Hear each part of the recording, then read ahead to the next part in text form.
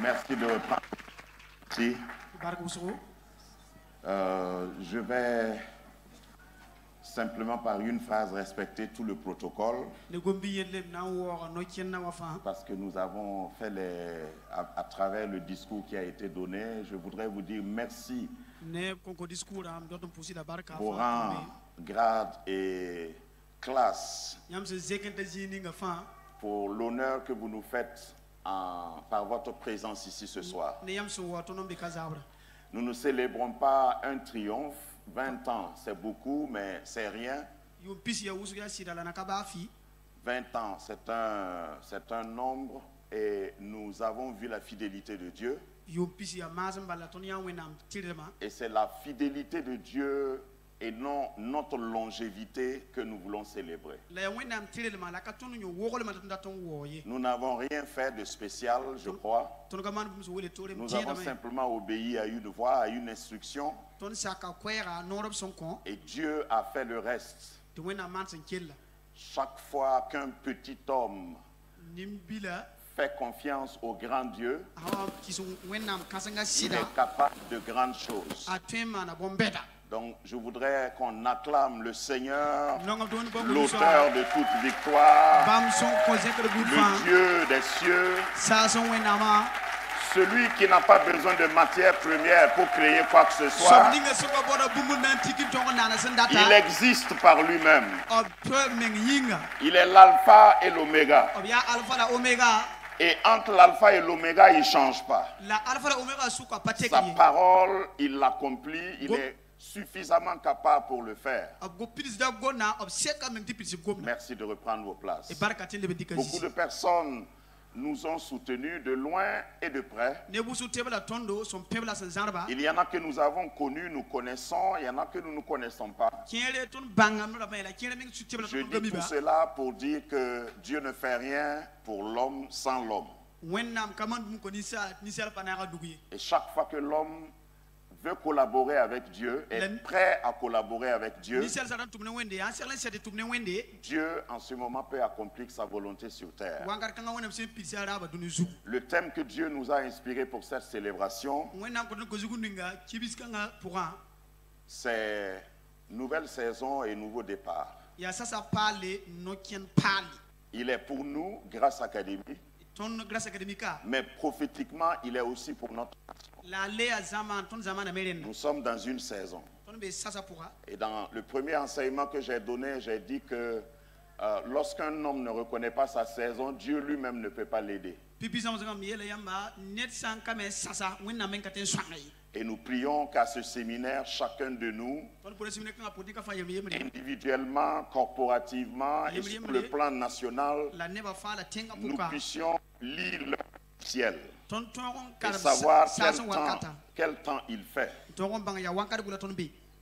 Et je vais m'éclipser pour laisser une voix plus autorisée que la mienne. Alors, c'est un homme qui a frayé un boulevard, ce n'est pas un chemin. Pour ma génération, pour notre génération,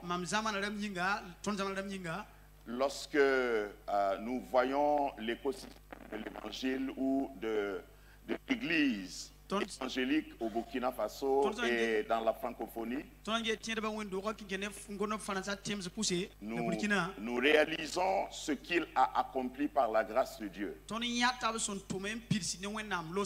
Je vais parler de notre papa, de notre patriarche, le révérend docteur Mamadou, que je vais inviter à ce pupitre. J'ai l'habitude de dire que les grands hommes, on ne les présente pas, on les introduit. Ce n'est pas possible de présenter un tel homme.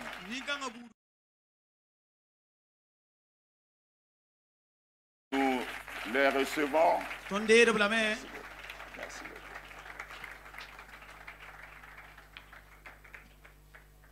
Excellent Père de grâce. Qu'une ombre de variation. tu es présent ici maintenant. Il n'y a aucun doute. Nous ne sommes pas une simple convention ou séminaire. Nous sommes réunis autour de toi. Veux que ce soir, plusieurs expérimentent ta réelle présence. Qui ne croient pas qu'ils sont venus écouter un message. Cette présence qui est effective, réelle ici, par la parole qui sera donnée, pénètre les âmes abattues, relève, fortifie, encourage, apporte une délivrance, une paix qui surpasse toute intelligence. C'est pourquoi nous te disons merci pour la grande nation du Burkina que tu nous as donnée. Comme ton serviteur a prié, nous ne faisons que proclamer que cette nation-là, qui a une position géospirituelle, géostratégique, géopolitique, ne peut faillir.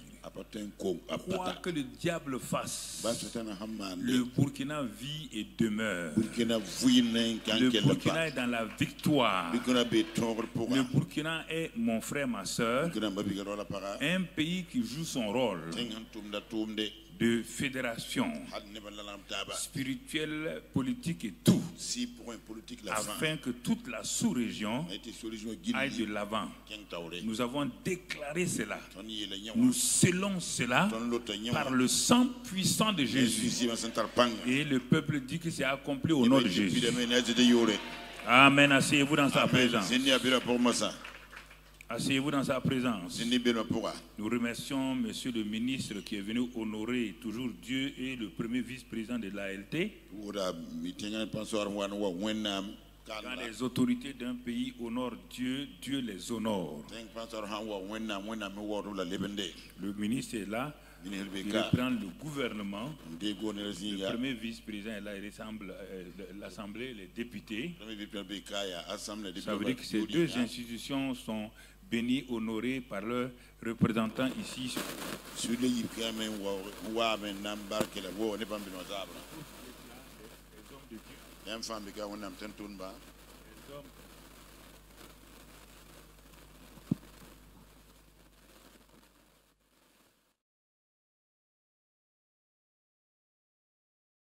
Nous rendons grâce au Seigneur pour tout cela. Nous remercions donc le révérend Kemtoré et son excellente épouse de nous avoir appelés pour venir,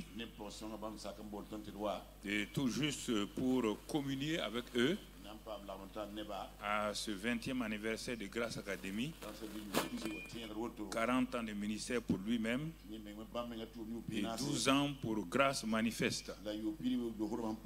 Ce sont des événements qui sont à célébrer et donc par Jésus, au nom de Jésus-Christ. Et c'est pourquoi nous rendons grâce à tout Grâce Academy. Nous rendons grâce à tous ces membres qui sont là, les groupes musicaux, les techniciens, tout cela. Donc vraiment on voit le travail qu'ils abattent. C'est une église digitalienne ou digitaliste, déjà tout.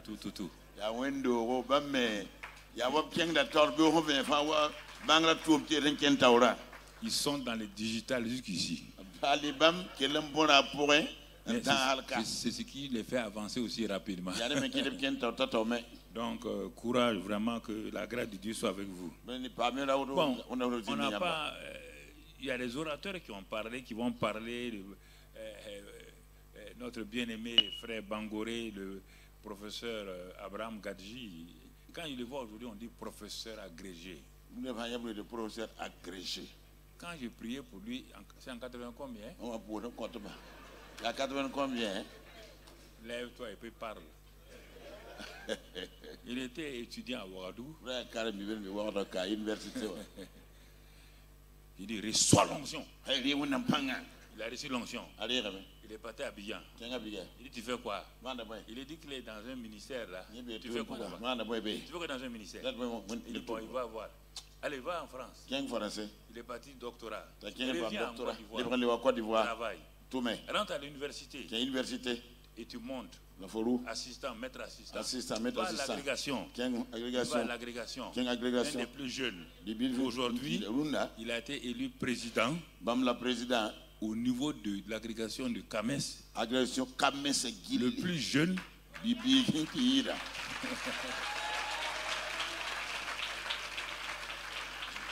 Donc, vous voyez, ils sont nombreux comme ça autour de moi dans tous les pays de la francophonie. Le Canada, France, Belgique, Suisse. Nombreux. Qui aujourd'hui, quand je m'en vais, je vois vraiment ce que Dieu a fait. Ils sont tous installés. Certains sont au haut niveau, d'autres au moyen niveau. Mais ce qui est sûr, c'est ainsi, frère. Pourquoi je suis là ce soir? Je ne suis pas un prédicateur. J'ai quitté ça il y a longtemps. Non. Je suis venu pour te parler, pour te montrer les voies et moyens, des choses qui peuvent t'aider. Parce que la prédication, tu vas aller toi-même pour travailler, et comme tu ne connais pas le chemin, tu abandonnes. À l'école des ingénieurs, mon ami, c'est pas comme à l'université générale. On enseigne des théories de l'autre côté. À l'école des ingénieurs, on forme des gens qui vont sortir comme des génies. Des génies dans tel domaine. Parce qu'ils ont reçu des instructions, ils ont reçu des capacités, on a développé leur potentiel. Ils n'ont pas besoin de tourner à gauche, à droite. C'est pourquoi nouvelle saison, nouveau départ. Il a déjà introduit ça. Le professeur Gadji a parlé. Donc l'apôtre Bangoré, ils vont tous parler. Je voulais venir ce soir attirer votre attention. Si on parle de nouvelle saison, nouveau départ, on ne parle pas des techniques, des choses que tu vas utiliser du développement personnel pour percer. Il faut arrêter ça. On ne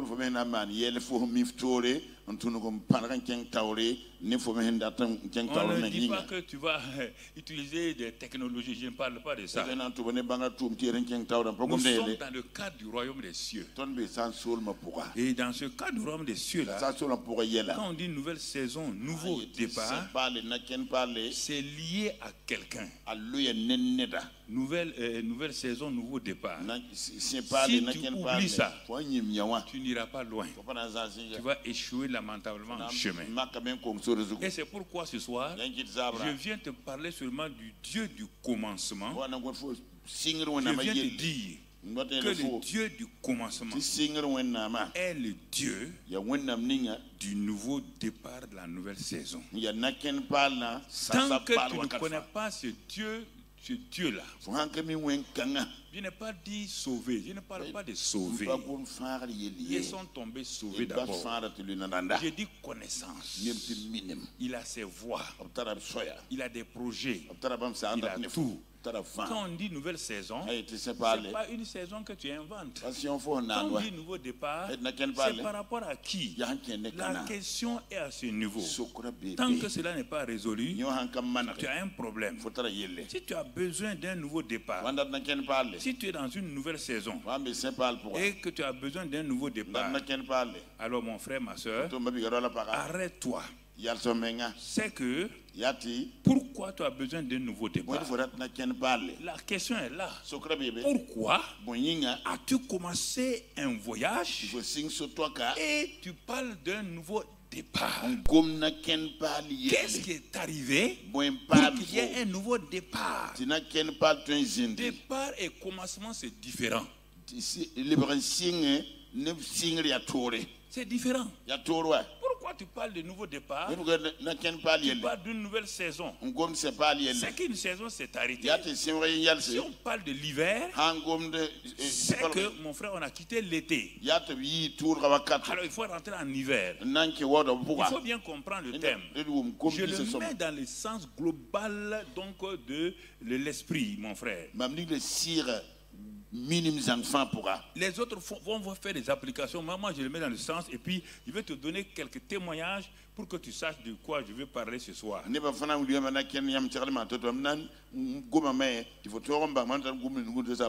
Nouveau départ, c'est qu'il y a eu un arrêt. Nouveau départ, c'est qu'il y a eu une stagnation. Nouveau départ, c'est qu'il y a eu une déviation.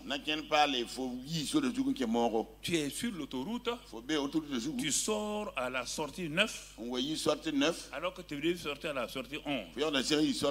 Alors il faut que tu tournes encore, revenir, pour sortir à la sortie 11, pour aboutir là où tu es. Le christianisme est pratique. Ce ne sont pas des choses qu'on cumule, non mon frère. Oui mon frère, ma soeur. Il y a 53 ans que j'ai rencontré ce Dieu du commencement. Et j'étais là, faisant ma licence en France, en économétrie, une matière qui venait arriver des États-Unis. Les mathématiques et les statistiques appliquées à l'économie. Les choses étaient en anglais parfois. Parce que dans la francophonie, on ne connaissait pas cette matière-là. C'est là-bas que dans les difficultés que j'ai rencontré donc ce Dieu du commencement. Parce que la Bible dit au commencement Dieu.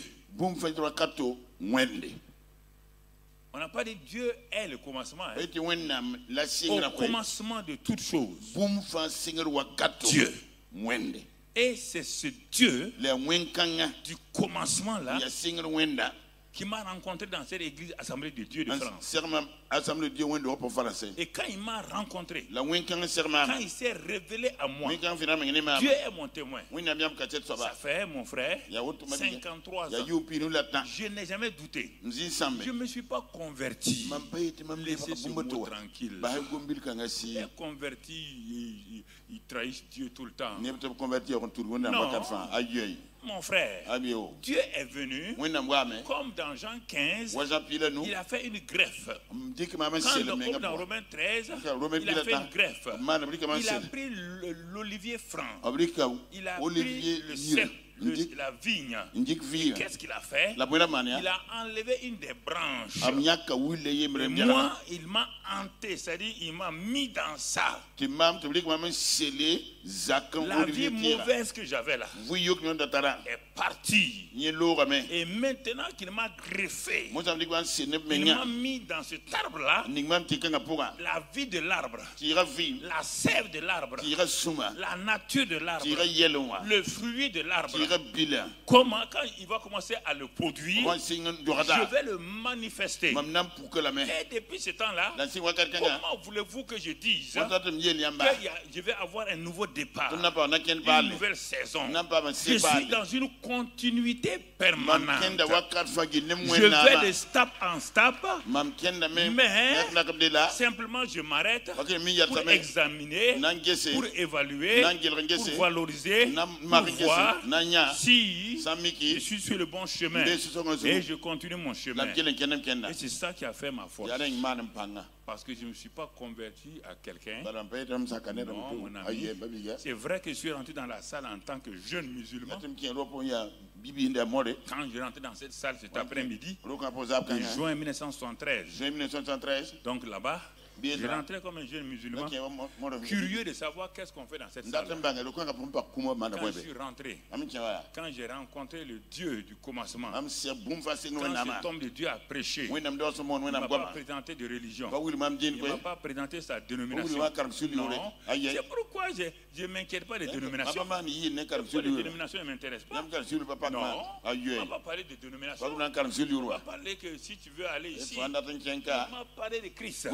Et ce Christ m'a rencontré. Il m'a changé. Et c'est pourquoi je suis uni à lui. Ça ne m'intéresse pas que tu sois de telle dénomination. Ça ne m'intéresse pas. Il n'y a que Christ qui soit le chemin, la vérité et la vie. Il ne peut aller au Père qui par lui. Je ne vais pas perdre mon temps à cela. Donc tu vois mon frère, je vais te ramener au commencement afin que lorsque ces jeunes gens vont venir te parler, ils vont ajouter une brique.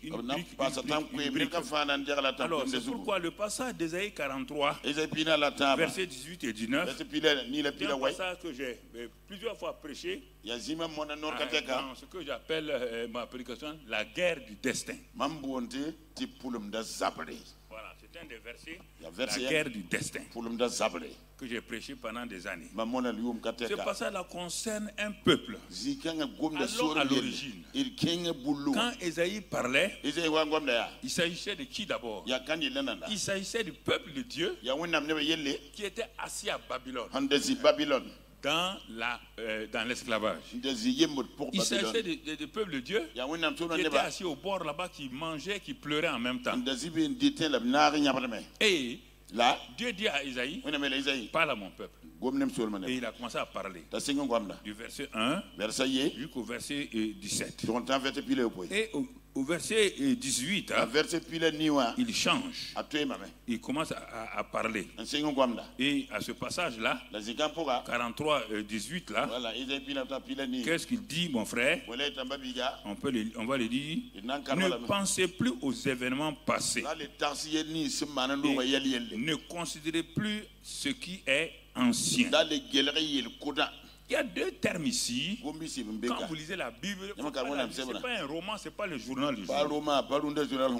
Quelqu'un est en train de te parler. C'est étonnant que les chrétiens ouvrent la Bible, disent qu'ils vont faire leur lecture. Il n'y a pas de lecture de Bible. La Bible, quand elle est ouverte, la bouche de Dieu est ouverte. Tu as intérêt, tu as ouvert la bouche de Dieu.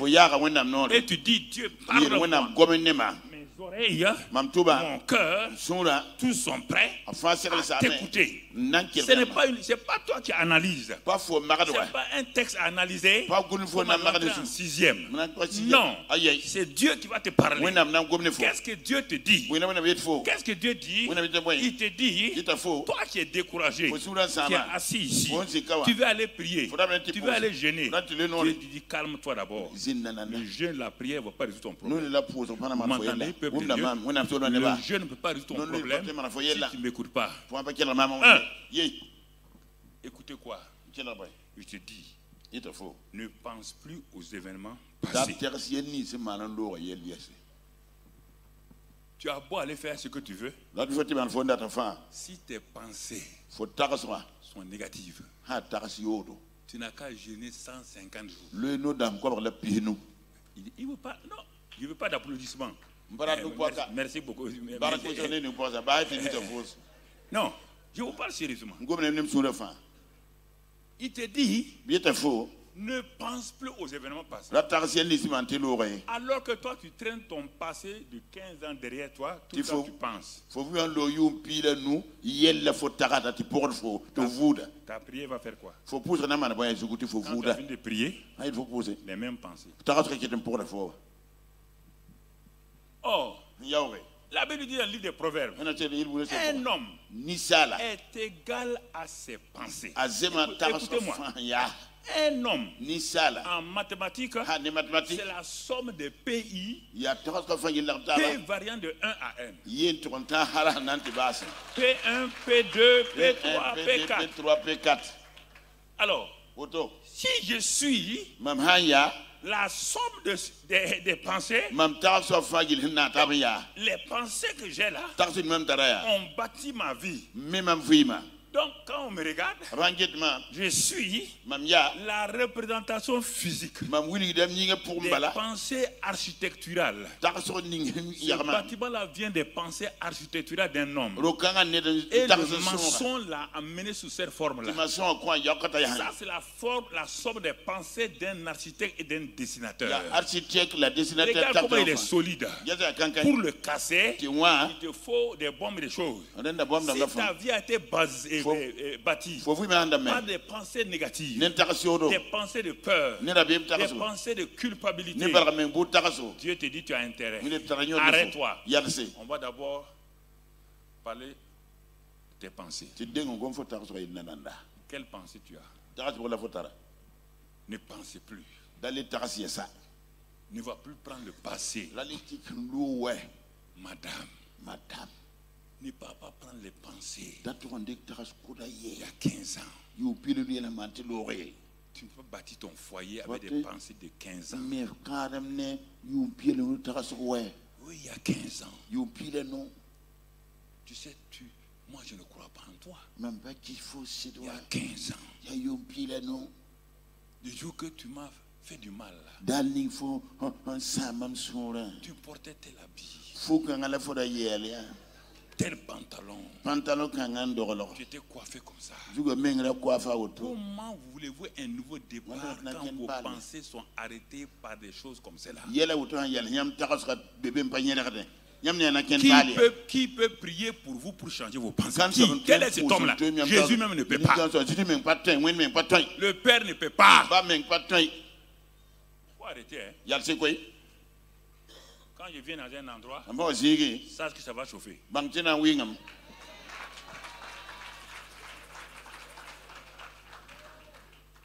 Pas chauffer en mal. Hey, jeune homme, tu vas où?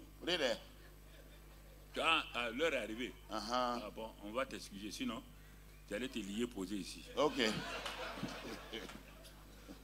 C'est le révérend Michael, il a une veillée au palais des sports. Okay. Il est libéré. Voilà.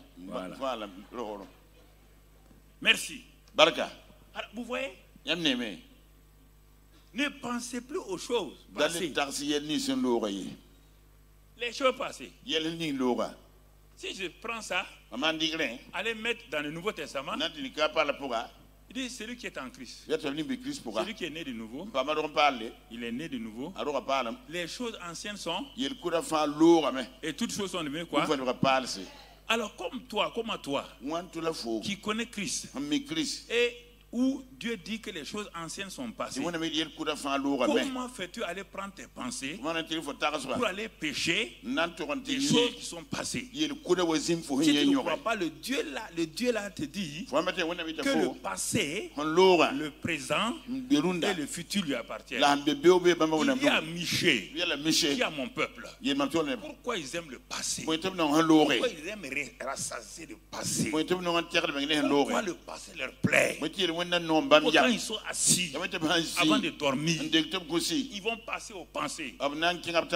Les pensées vont créer de la nuit des bœufs noirs, des serpents pour les suivre. Leurs rêves, là, on ne peut pas les chasser, puisque eux-mêmes ils sont producteurs de leurs rêves la nuit avant de dormir.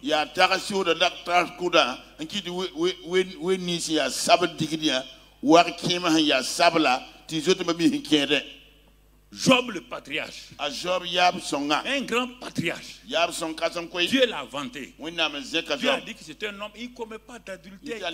C'est pas ça le problème. Le peuple de Dieu n'est pas détruit par le péché. Jésus a pris les péchés. Confesse tes péchés.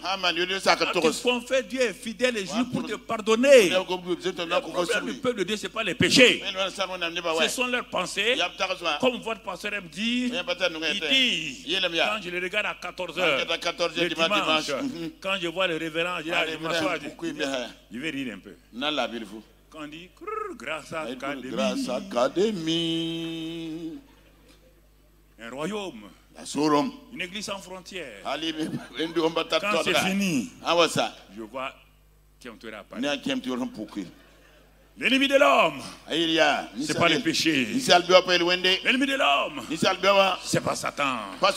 L'ennemi de l'homme, c'est l'ignorance.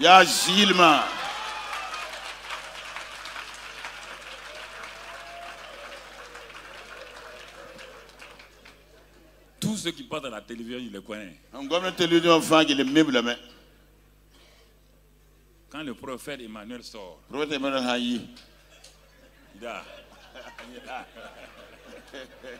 je les connais tous sans exception. Vous voyez? Ne pensez pas.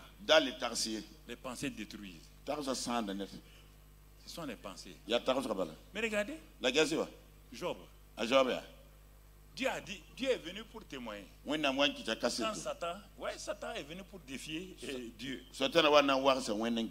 Il dit, tes gens là, c'est parce que tu les bénis qu'ils t'obéissent. Hein. Mais tu dis, ah bon, tu as vu Job? Dieu. Bon, moi je suis puni, il n'y a pas de problème. Je m'appelle Satan, il n'y a pas de problème. Dieu, soyons honnêtes entre nous. C'est parce que tu bénis les gens qui t'obéissent. Enlève la bénédiction. Enlève ta main. Ils vont te maudire face à face. Donc, Dieu dit, ah bon? Satan dit, on va parier. Hein. Tu paries sur Job. Dieu dit, il faut aller. Regarde ce qui va arriver. Malheur sur malheur. Malheur sur malheur. Mais comment, écoutez-moi, comment un homme que Satan a suivi pendant des années, écoutez votre histoire, Satan a suivi pendant des années, il n'a pas pu l'atteindre. Le gars avait tracé autour de lui une muraille terrible par le sang de boucs et de taureaux. Quand ses enfants vont chez les uns chez les autres, quand il vient, rapidement il tue un animal, il offre un sacrifice et il plaide ça pour autour. Quand Satan vient, il ne peut rien faire. Tu entends? Comment brusquement cet homme, en clin d'œil, quelques jours, les malheurs s'abattent sur du pain.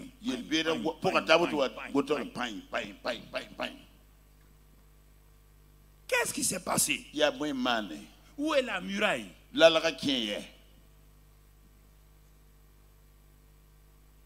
Un homme était au moment où il y avait le commerce dans le désert, donc il vendait du sel avec ces gens, des chameaux et tout.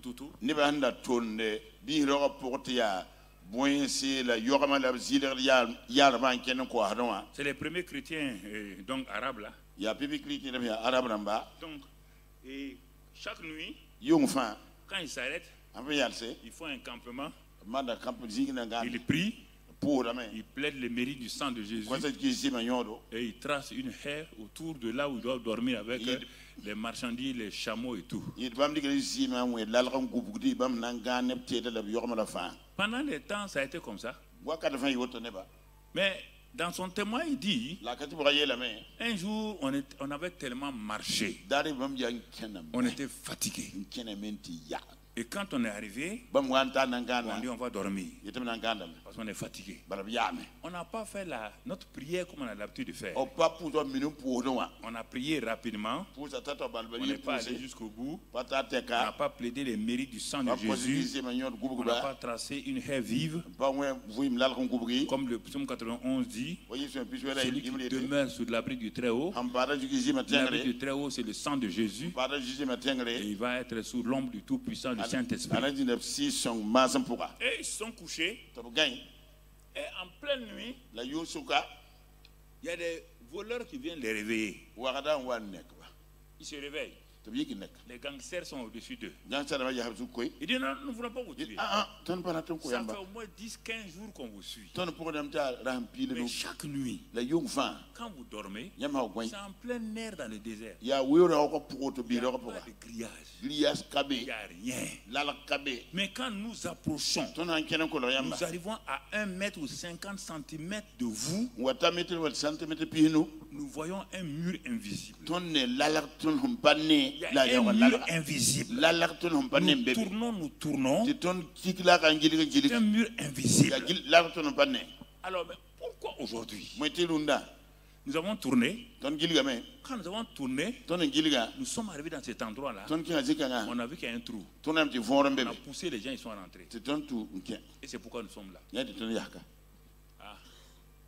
Et le chef l'a dit à ces gens, vous voyez, une seule nuit où on n'a pas fait la bonne prière, regardez comment ils sont rentrés. Tu m'entends? Une seule nuit.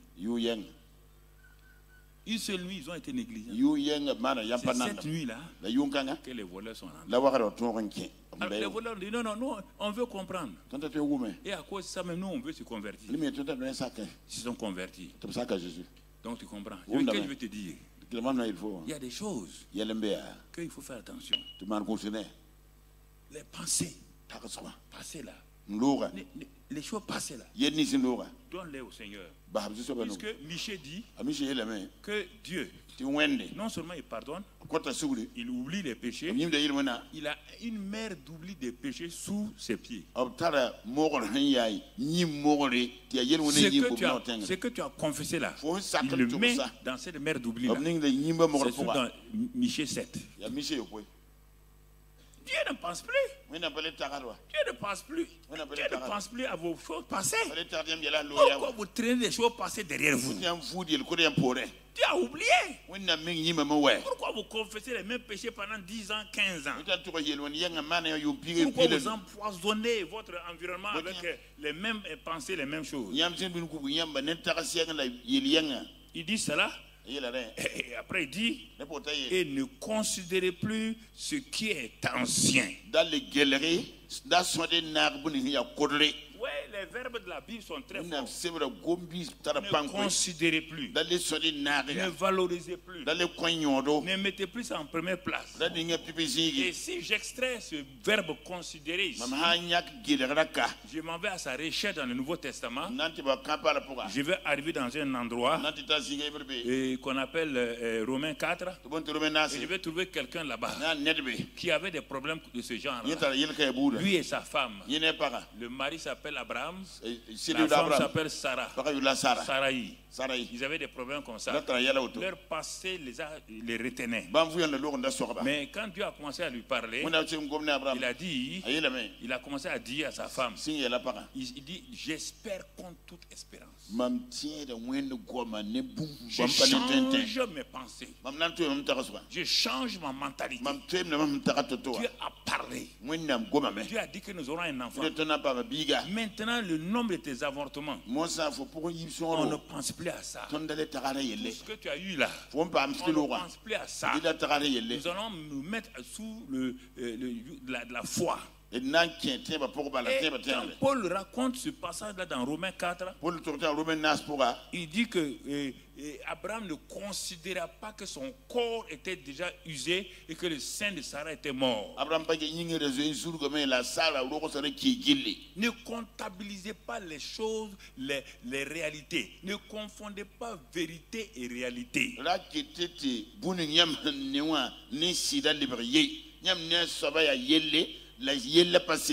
La réalité, on peut la toucher. La réalité, c'est la douleur qui est là. La réalité, c'est l'avortement qui est là. La réalité, c'est l'échec qui est là. La vérité, quand elle vient en scène, elle te nettoie la réalité, tous les points de la réalité. Mais le langage des chrétiens, ils ont choisi le mot réel au lieu du mot vérité. Quand même, je ne vais pas mentir. On a fait les réels. C'est-à-dire que tu dis que tu as foi en Satan plus qu'en Dieu. C'est la connaissance de la vérité. Romains 8, 30, 31, 32. Vous connaissez la vérité. Vous allez expérimenter la vérité. Vous allez donc aller dans la vérité expérimentale. Et cette vérité expérimentale vous rendra libre. Vous rendra libre, mon frère. Donc Dieu, Abraham a dit à Sarah, ne considère pas ça. Ne regarde pas ça. Une femme est venue me voir il y a quelque temps. Et elle dit, pasteur, je suis marié. Mes beaux-parents demandent à mon mari où est leur petit-fils, leur petit-enfant. Je pleure. Je fais tout. Tu as pleuré là, tu es tombé en grossesse. Les pleurs les ont donné grossesse. Papa, parler comme ça, je parle. Il dit, hey, ma fille, Dieu a dit, soyez féconds. Quand il disait ça, est-ce qu'il a dit, il a touché le ventre de Ève, il dit, sois fécond, sois fécond. Par la parole, il dit, soyez féconds. Et comme elle ne comprenait pas, un jour, je priais pour toutes les femmes. Je dis, on va voir, on veut les bébés miracles. toutes les femmes qui ont tant d'années n'ont pas eu d'enfants, n'ont qu'à venir devant. Elles sont venues, j'ai mis l'onction d'huile dans leur main de partie, mettre sur leur ventre. Dans 9 mois, venez présenter les bébés. Quand j'ai fait ça, et elle, j'ai dit non, mais ma fille, tu es en grossesse. Elle dit gloire à Dieu. Elle part et dit à son mari. Son mari dit à ses parents. Ses parents sont musulmans. Ils ont dit non. Bon, on sait que tu aimes ta femme. Mais on te donne, la religion te donne le droit d'avoir 2 femmes, 3 femmes. Il dit non, non, il ne va pas se créer des problèmes. La religion a raison. Mais lui là, avec sa femme là, il veut une seule femme. Il dit ok, bon, il faut nous amener petit-fils. C'est ainsi que quand il a dit ça, lui aussi il a couru aller dire à ses parents que ma femme est en grossesse. Comme moi j'ai dit là, va, tu es en grossesse. La femme a dit à son mari, le mari a dit à ses parents.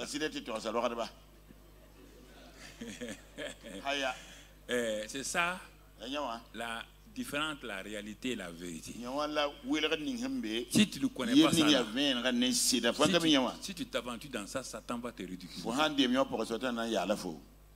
Tu as beau aller jeûner, prier ici, ça ne marchera pas. Parce que je sais, j'ai eu la révélation que ce que j'ai dit là, ça va s'accomplir. Donc ça a continué. Un mois. On va vérifier, on ne va pas aller loin. Un mois. La femme se réveille un matin, elle voit ce que les femmes voient, elle voit ses règles. Elle dit ça là, comment on va faire? On a dit que je suis enceinte. Comment on va faire? Elle était tourmentée. Tout est venu. Le passé est venu. Le passé composé est venu. L'imparfait est venu. Elle a tout. Avant qu'on sache, elle a pris, avant d'aller au service, elle a pris sa moto, venue au centre. Moi, je n'étais pas encore venu. Elle est venue trouver ma secrétaire. Elle pleurait. Ma secrétaire dit à quoi? Elle dit non, le passé a dit que je suis en grossesse. Et que maintenant, j'ai vu mes règles. La secrétaire a dit, le pasteur n'est pas encore là. Il faut écrire. Quand il va venir, laissez votre numéro. Quand il va venir, je vais lui donner. On va voir ce qu'il y a.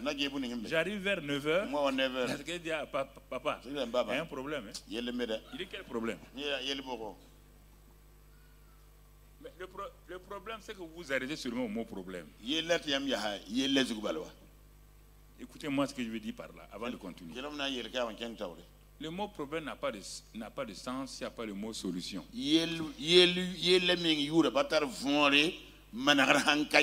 Vous vous attachez au mot problème. Et le mot solution. Venez dire problème comme ça. S'il y avait des problèmes comme ça, la solution. Qui va comprendre qu'est-ce qu'un problème? Qui va comprendre ça? Problème. C'est parce qu'il y a eu des solutions et il n'y a pas eu de solutions que les gens ont compris qu'est-ce qu'un problème. Un problème, c'est une difficulté qu'on doit résoudre. Si on ne le résout pas, ça reste problème. Bon, j'ai téléphoné. Elle était au service. Quand elle a entendu ma voix, elle a dit elle a commencé à pleurer. J'ai raconté. Il dit voilà, pas t'amuser avec moi. Il dit, mais il y a quoi? Mais j'ai vu mes règles. J'ai vu mes règles. J'ai vu mes règles. Il dit, ma fille, arrête-toi. Tu n'as qu'à voir tes compas, tes double décimètres. C'est pas règle seulement, hein. Vois les doubles décimètres. Maintenant, je fais des jeux de mots. Équerre même. Tu es enceinte, au revoir. Quand les 9 mois sont arrivés, je la suivais. Il dit bon, les mamans avec bébé miraculeux venaient. Elle avance avec son bébé, mais la honte. Il faut avancer. Hein. Tu as traité Dieu et moi de menteurs. Tout le monde saura aujourd'hui que toi, tu ne vis que d'équerre, de compas, de double décimètre.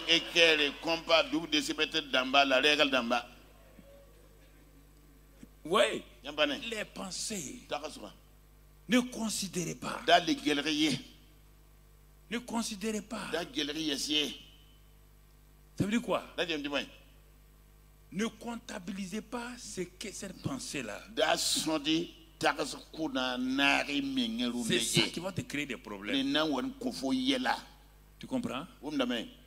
Quand les gens viennent, je dis, je prie. On va prier. Et tu dis que tu as déposé une demande où? Tel service. Tu as les compétences qu'il faut, au moins naturellement. Bon, on va partir sur ça. Je vais prier maintenant. Il y va. Il y a un qui, on lui dit ça. Chaque jour, il se lève, il prie, il prie. Un jour, je suis venu, j'ai vu qu'il a peur. Alors, je dis, aujourd'hui, on va prier. Demain, tous ceux qui ont posé des demandes là, dans les services là, ils n'ont qu'à s'attendre d'une manière ou d'une autre. Soit on les appelle, il y aura quelque chose. Ce monsieur s'est levé, il a dit à sa femme, il s'est rasé, il a dit à sa femme que lui il s'habille. Sa femme dit c'est quoi? Mais hier le papa a dit que on va avoir du travail aujourd'hui. Lui il s'en va là où il a posé sa demande. La femme dit c'est vrai, il a dit ça, mais quand même, il n'y a pas de quand même. Tu veux travailler ou tu veux travailler? Il est sorti, il est parti au service. Quand il est parti au service, il voit le bureau du DRH, des ressources humaines. Il est parti. Quand il est parti, il a frappé, il est rentré. Le DRH était assis. Il dit, s'il vous plaît, monsieur, que puis-je pour vous? Il dit, non, c'est moi qui avais posé ma demande là. L'autre jour, avec cette telle caractéristique, tout. Bon, je suis venu pour savoir quand je vais commencer à travailler. Le DRH l'a regardé. Il dit, est-ce qu'on vous a appelé? Il dit non. Il dit, quel est votre nom? Il avait les dossiers là. Il a soulevé. Il a enlevé. Il a lu. Il a dit à sa secrétaire, allez-y préparer le bureau pour le monsieur là. Tu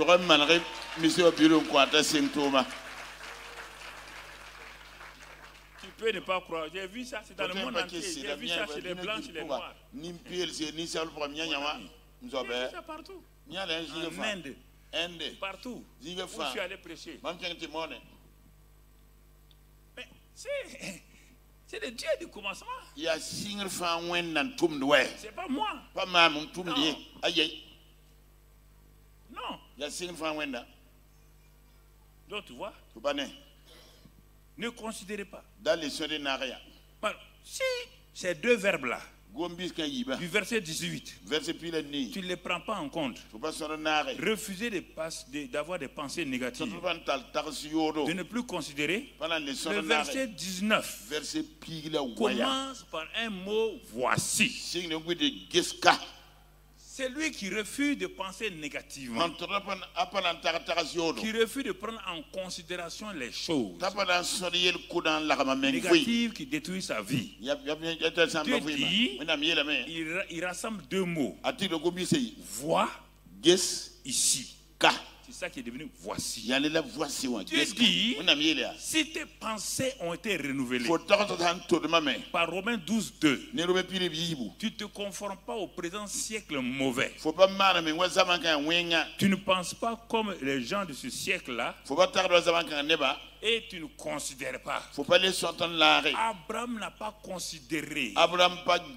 Son corps était déjà usé. Le sein de Sarah est mort. Et vous entendez ce que ça veut dire? Ça c'est spirituel. Mais sur le plan physique, le sein de Sarah est mort. Le corps d'Abraham est usé. Comme les pile wonders qui s'usent. Mon frère, ma soeur. Donc Sarah et Abraham, quand ils font comme ça, le courant ne passe même pas. Comment là où le courant ne passe pas, comment on peut avoir un enfant? C'est ça le problème. Ils n'ont pas considéré. Je ne sais pas cette nuit-là comment Abraham a fait. Quand il a mis la main, il n'y a pas de courant. Sarah ne sentait rien parce qu'elle était âgée. Comment ils ont fait? Je ne sais pas. Quand tu seras au ciel, tu vas le demander.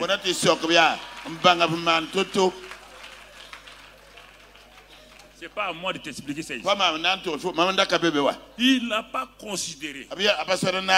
Ne considère pas. Ne regarde pas ta situation terrible aujourd'hui. Ne comptabilise pas ça. Ne t'assois pas pour pleurer inutilement. Parce que le Dieu du commencement est le Dieu du nouveau départ et le Dieu de la nouvelle saison. Il dit maintenant, il va dans le positif. Il quitte le négatif. Il va dans le positif. Et Dieu sait que lui-même est en lumière. La lumière n'a jamais brillé s'il n'y a pas plus et moins. Il n'a commencé par le moins, il va dans le plus. Si tu crois que c'est faux, tu vas prendre ta pile. Tu vas voir plus et moins. Si tu vois plus, mets dans ta torche, ça s'allumera pas. Donc Dieu a vu le négatif, il a fini, il va aller au positif. Le positif c'est quoi? Voici, je vais faire une chose nouvelle.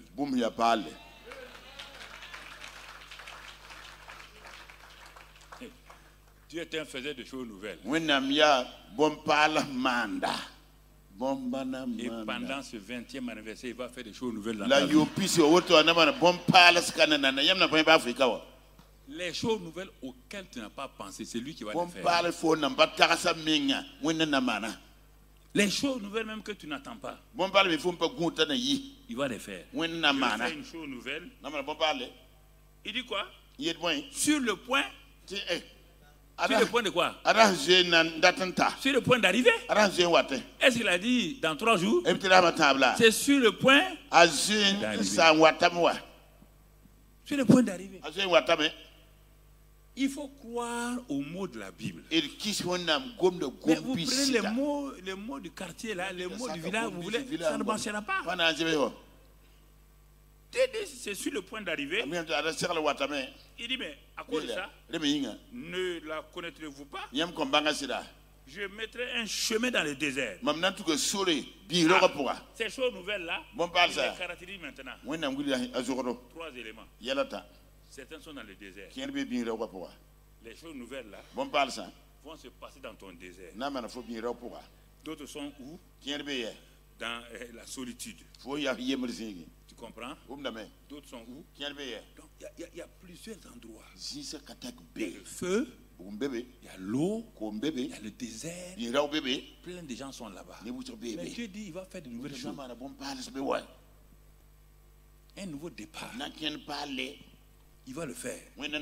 Et tu ne vas pas regretter. Mais ce que je dis là, pour ne pas te retenir longtemps, ce que tu dois retenir, c'est de changer ta mentalité. Il faut changer ça. Ce sont les pensées qui nous bloquent. Il y a 2 personnes que je vais citer dans la Bible ici. Un des premiers s'appelle Jacob. Dans Ésaïe 40, verset 27. Écoutez les paroles que Ésaïe donne sur Jacob. 27, 40, 27. Dieu dit à Ésaïe de poser une question. Pourquoi dis-tu Jacob? Pourquoi dis-tu Israël? Ma destinée est cachée devant l'Éternel. Mon droit passe inaperçu devant mon Dieu. Dieu fait un reproche à la race de Jacob, qui est devenu Israël. Mais pourquoi tout le temps quand toi tu parles, j'ai pas de destinée. Moi ma vie là même ça ne va pas. C'est ton langage. Ça ne va pas dans ma vie. On ne sait pas, il dit mais pourquoi tu dis ça? Pourquoi tu as un langage comme ça? Donc tu ne me connais pas. Il dit ne le sais-tu pas? Ne l'as-tu pas appris? C'est le Dieu d'éternité, l'Éternel, qui a créé les extrémités de la terre. Il ne se fatigue point, il ne se lasse point. On ne peut sonder son intelligence. Il donne la force, etc. etc. Ça, c'est le premier groupe. Chaque fois, ils sont chez les hommes de Dieu. Parce qu'il faut prier. Ma vie ne va pas. Au lieu que le pasteur aussi réconforte la personne avec la parole de Dieu, il veut prier. La prière ne peut pas enlever le découragement. Pasteur, tu ne peux pas le faire. Tu mens. Menteur.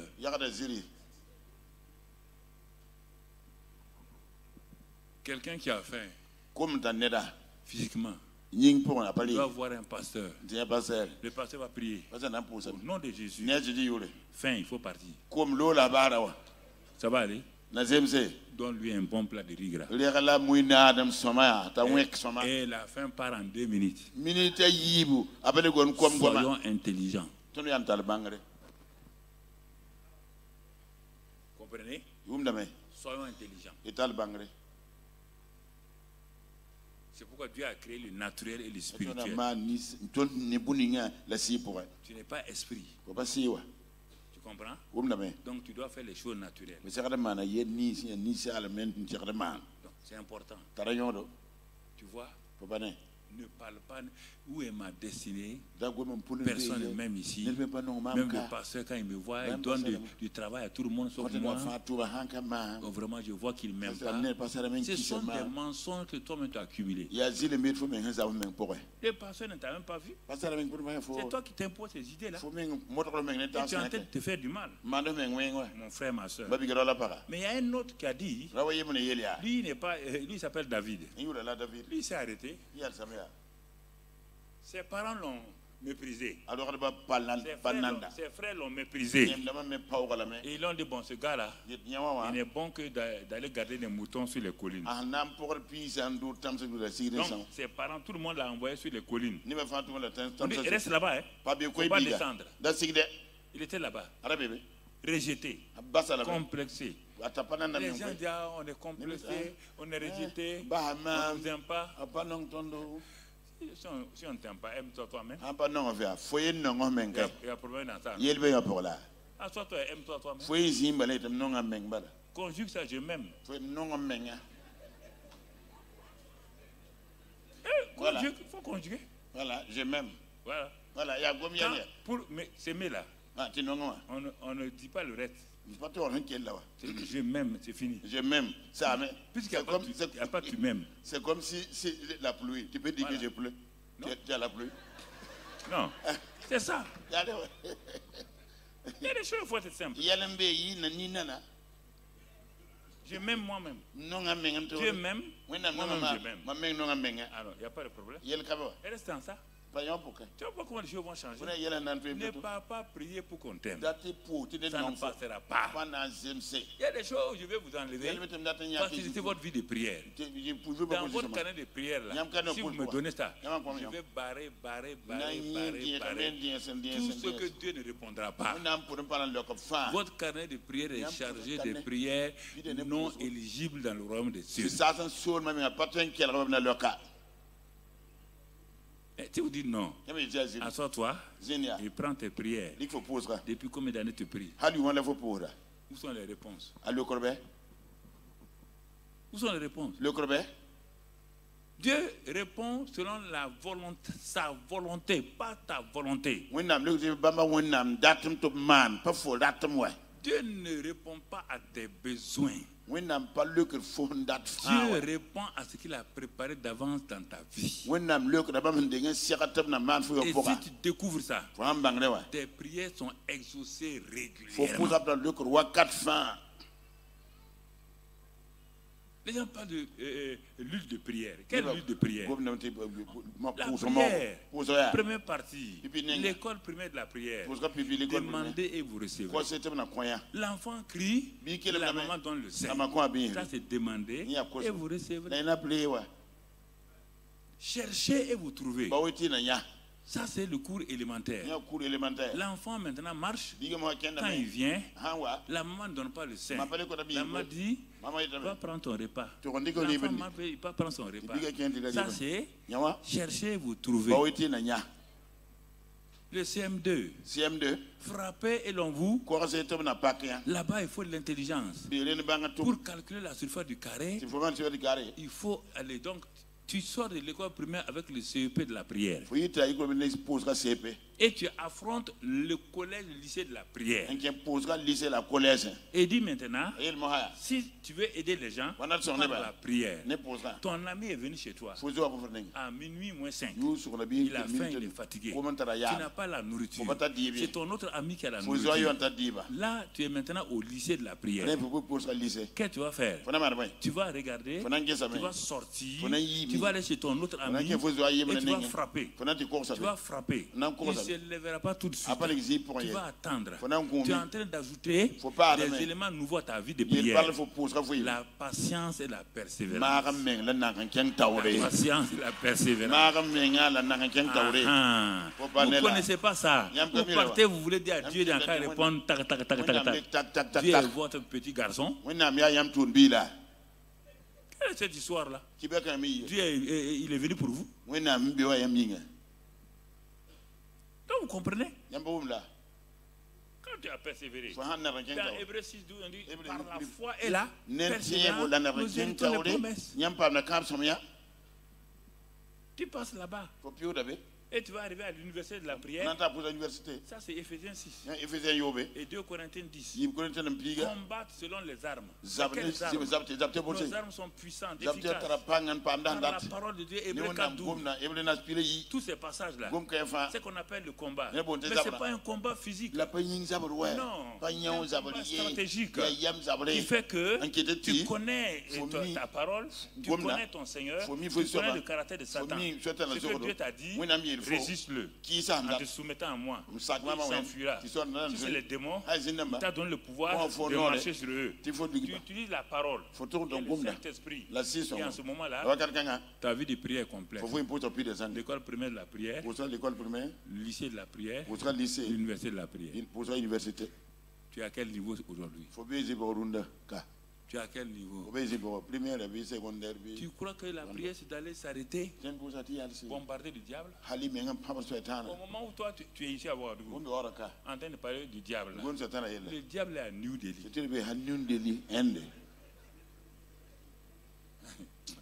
Le diable, ne faites pas du diable quelqu'un d'omniprésent. C'est les chrétiens qui ont rendu le diable. Écoutez, je vais vous dire la vérité. Nous sommes ici combien? Moi je parle du diable. Je parle du diable. Moi mon diable, j'ai parlé. Lui il a parlé de son diable. Toi tu parles de ton diable. Au bout de quelques temps, l'atmosphère là, vous avez rendu le diable réel là. Alors au moment où on commençait à parler là, le diable était à Washington DC.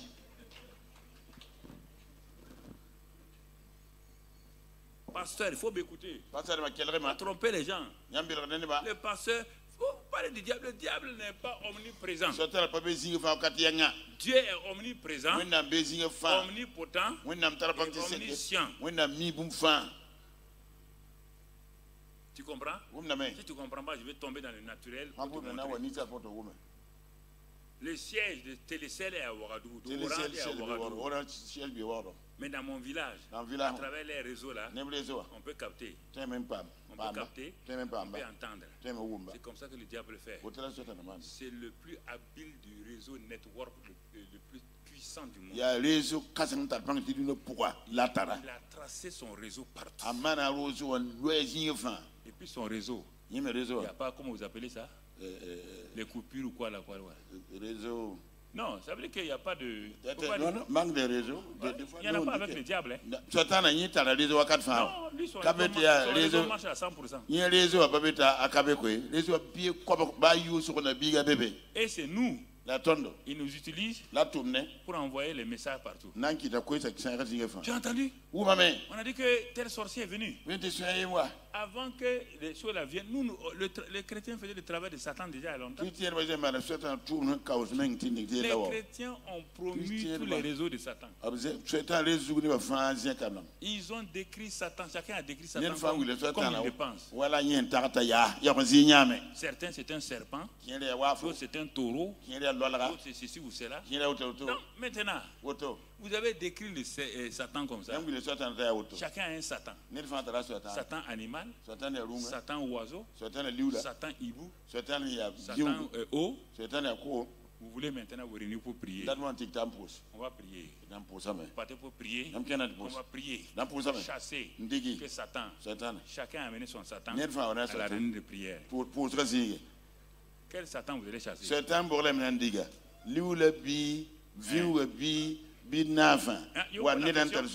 Puisque chacun dans sa tête son Satan. Parce qu'il n'y a pas d'enseignement. C'est pas d'aller prier, on va prier. Non. La prière n'est pas quelque chose comme ça, on te lève, on va aller prier. Tu vas prier pourquoi? Tu vas prier pourquoi? Mais quand tu as bien vu l'objet de la prière, le but de la prière, l'autorité que tu as, la puissance du sang, la puissance du nom, t'assois, tu croises les bras et tu commandes à Satan et il s'en va. Vous ne croyez pas à ça, hein? Vous croyez que vous avez des musiques pour chasser Satan? On dit qu'on résiste à Satan. Il y a longtemps, quand je venais à Ouadou, j'étais directeur général. Donc, un jour, j'ai eu le palu. Terrible. Je sais pas. Et puis, j'ai ouvert ma fenêtre. Il y avait climatisé, mais je ne voulais pas parce que j'ai ouvert ma fenêtre. Brusquement. 2 h du matin, je vois sa face, il est devant ma fenêtre. J'ai ouvert les yeux. Il est regardé. Et il dit, oh, on dirait que tu ne me connais pas. Hein? Le problème là, c'est pas Mamadou Karambiri qui est ici. Qu'est-ce qu'il est écrit? Ce n'est plus moi qui vis, c'est Christ qui vit. Si tu es capable de rencontrer mon Christ, il faut rentrer. Il est parti. Il y a eu la même chose à Cotonou, je suis allé prêcher. Même chose. Il était là, sous forme d'un hibou noir la nuit. Il n'y a pas besoin de me lever faire des gymnastiques, non? Pourquoi vous voulez donner la force même? C'est vous qui donnez la force. Vous vous intéressez trop à lui. Est-ce que vous êtes secrétaire général ou président de Satan? Il y a plusieurs années, quelqu'un est venu ici, il a dit que lui, il est premier ministre de Satan. Voilà, qui est un ancien premier ministre. Ancien premier. Qui a suivi ça? Bon, quelques-uns. Il est venu à la maison du peuple. Maison du peuple là. Les gens sont venus voir Pasteur Karambiri. Il y a l'ancien premier ministre de Satan. Tu es un ancien premier ministre. C'est pas les païens qui ont dit ça, hein? Non. C'est les chrétiens qui ont fait la publicité. La maison du peuple s'est remplie. Moi, j'ai dit à Dieu, c'est l'occasion-là que tu donnes une leçon à tous ces chrétiens-là. Pour qu'ils sachent qu'il ne peut pas gâter ton nom gratuitement. Il est venu. Après, les gens m'ont dit, il a commencé à parler, que vous connaissez les assiettes 666. En ce temps, les chiffres 666 étaient à la mode. Sur les assiettes, sur les choses. Que nous, on les fabrique. Ils venaient du Bénin. On les fabrique avec Mami Wata sous l'eau. Toi, tu es un homme. Tu n'es pas un poisson. Hey. Le mensonge comme ça là. Un mensonge grossier comme ça. Depuis quand tu es devenu poisson. Et puis les poissons ne fabriquent pas des assiettes. Il n'y a pas d'usine en bas. Il n'y a pas de courant là-bas. Et puis les gens applaudissent. Les chrétiens, applaudissez. Il a raconté des histoires. Quand il va terminer maintenant, il entre dans la maison. Il dit, dans la maison là.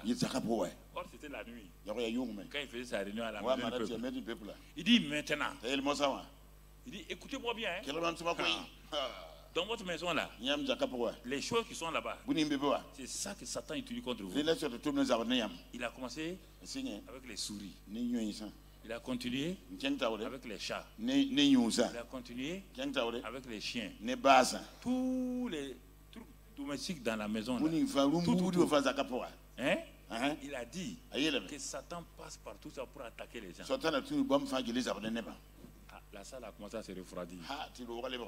Quand les gens ont quitté, ils sont allés à la maison. La nuit, 2h du matin, le chien fait au nom de Jésus. Après, c'est le chat. Miaou, miaou, miaou. Tu te lèves pas? La femme de son mari. Lève-toi, hein? Le lendemain, mon bureau était rempli. Pasteur, il dit moi, Satan n'a qu'à vous faire beefsteak, il n'a qu'à vous manger. On vous enseigne, vous ne croyez pas. Tu as déjà entendu l'ancien premier ministre de Satan? Satan est un esprit. Il va prendre un nom comme premier ministre pour faire quoi? Mais il vous manque même une petite intelligence. C'est ça. C'est dans ça que cette histoire des parents qui étaient assis dans leur salon, et puis ils étaient là, ils ont vu une calebasse bouger. Ils se sont positionnés. Le combat spirituel du siècle vient maintenant. La femme est là-bas. Mets-toi ici, hein. Positionne-toi bien. On va faire comme ça. Au nom de Jésus. La calebasse avance. Au nom de Jésus. La calebasse n'a pas d'oreille, elle avance. Comme ils criaient là, leur petite fille, c'est pas ces 2 ou 3 ans là, elle venait rentrer dans le salon.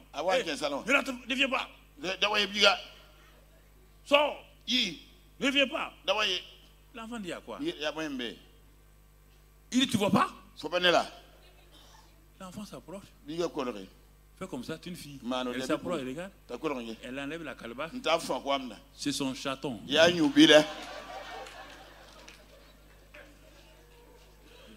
C'est son chaton. Elle dit mais c'est mon chaton qui est en train de mourir. Les parents sont assis maintenant la tête des choses. Ne vous laissez pas ridiculiser par des choses comme ça.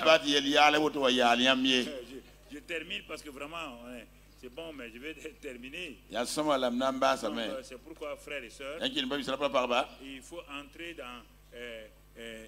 ne faites pas comme Jérémie, qui se lamentait, un prophète lamentateur. À la fin, il a été obligé de s'arrêter. Voici ce que je vais repasser dans mon cœur. Dieu est bon. Si tu dis ça, c'est très bien. Ne faisons pas comme tous ces gens-là qui ont des jougs sur eux et ils ne savent pas qu'ils peuvent briser le joug en allant simplement au Seigneur, en se tournant vers lui. S'ils vont au Seigneur là, il va les délivrer. Ils auront un départ nouveau. Et c'est pourquoi quand on regarde mon frère, ceux qui ont eu des départs nouveaux, on voit les Isaïe. Dans Isaïe 30, Isaïe 35, on voit tous ces gens qui ont traversé leur truc et ils sont allés avec une nouvelle destination. C'est pourquoi, mon frère, ma soeur, le jeune homme qui a quitté la maison de son père, qui allait gaspiller les biens de son père, il a vu qu'il est rentré dans une saison négative, une saison improductive, une saison vraiment qu'il a dépouillé de tout. Et qu'est-ce qu'il a fait? La Bible dit qu'il s'est assis. Alors ce soir, nous devons nous asseoir. En allant à la maison, nous asseoir. C'était un prince, un enfant bien. Ouais, il est né dans une bonne famille. Pas n'importe qui.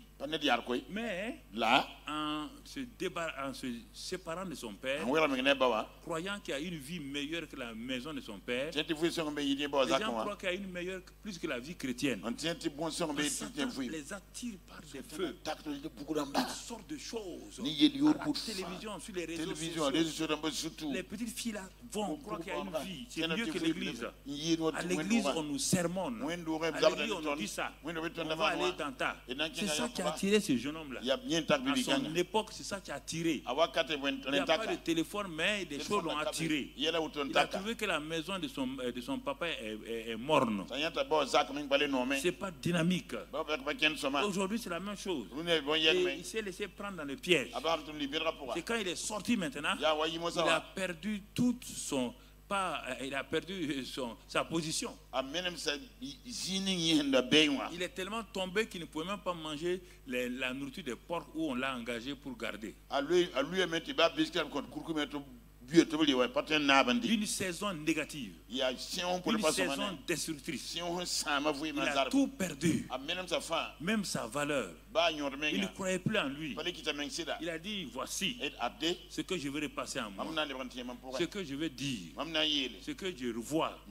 Chez mon père, les mercenaires même sont mieux. Chez mon père, il a commencé à penser aux choses passées. Il a commencé à développer ce qu'il vivait avant. Mais Dieu l'a aidé à changer. Il a fallu qu'il change. Et à un moment donné, il a dit non, je vais changer mes pensées. Il a dit quoi? Il dit je me lèverai. Je lèverai mon père. Je me lèverai de cette saison négative-là. C'est une décision. Parce que Dieu est amour.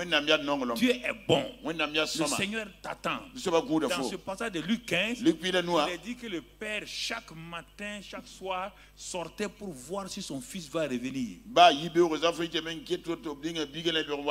Il sait que son fils ne peut pas continuer à vivre cette vie-là. Il sait que cette vie-là ne peut pas plaire à son fils. Ce soir, c'est une décision. Si tu es fatigué de cette saison, où tu es parti te planter toi-même, et que ton environnement est hostile, et que ça ne va pas, le Père t'attend, c'est ce que j'ai dit là, la rencontre avec Dieu. Ce soir, au moment où je vais vers la fin, cette présence devient intense. Cette présence se manifeste dans cette salle. Vous ne la voyez pas. Mais cette présence est en train d'arriver. Et mon frère, ma soeur, quand je vais élever ma voix, si tu t'accroches, si tu prends ça, je t'assure, demain après-demain, tu vas venir dire au révérend Kiemtore ce que tu as expérimenté. Je ne suis pas venu ici pour m'amuser. Je ne viens pas ici pour te troubler. Je ne viens pas pour te condamner. Mais, comme le jeune homme là, il a décidé, je me lèverai. Aujourd'hui, tu vas dire, ça n'est assez. Fauteuil de la médiocrité, fauteuil de la défaite, fauteuil de ceci, le fauteuil de l'échec, de la dépression, tout ça là, je me lèverai. Je me lèverai.